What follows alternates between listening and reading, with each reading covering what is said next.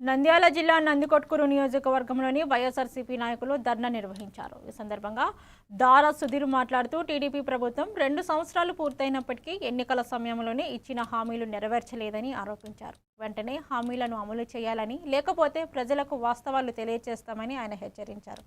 ఈ కార్యక్రమంలో నియోజకవర్గానికి చెందిన పార్టీ నాయకులు, కార్యకర్తలు పాల్గొన్నారు. Mega DSC, mega DSC, DSC అంటే ఏంటి? డిస్ట్రిక్ట్ సెలక్షన్ కమిటీ కాదు, డబ్బులు సెలక్షన్ కమిటీ. 15 నుంచి 20 లక్షలు ఒక్కొక్క ఉద్యోగానికి. మన ఇప్పుడు ఏపీ పాలన వాళ్ళతో మాట్లాడుతుంటే 25 మంది రాస్తే 5 కూడా ఉద్యోగం రాదు. అందులో చాలా మంది అర్హత కలిగి ఉన్నారు, వాళ్ళకి లేవు.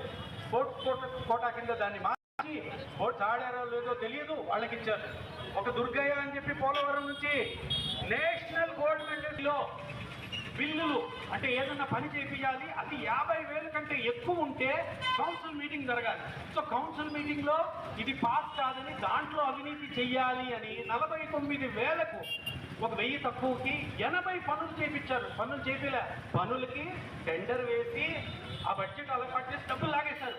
ఫైనల్ గురించి ఒక్క పని లేదు. మీకు తెలుసో లేదో ఈ డబ్బులన్నీ ఎవరివి?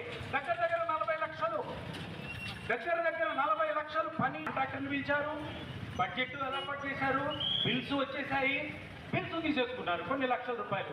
ఇప్పుడు వెళ్ళి హౌసింగ్ బోర్డు చూడండి, గ్రావెల్ రోడ్ ఉందానా? హౌసింగ్ బోర్డు వాళ్ళు ఉన్నారు ఇక్కడ, కోకిల రమణారెడ్డి వాళ్ళు. గ్రావెల్ రోడ్ లేదు, రోడ్డే లేదు. అదొక స్కామ్. ఇంకొక సూపర్ స్కామ్ చెప్తాను వినండి. కుటుంబ నియంత్రణ ఆపరేషన్లు.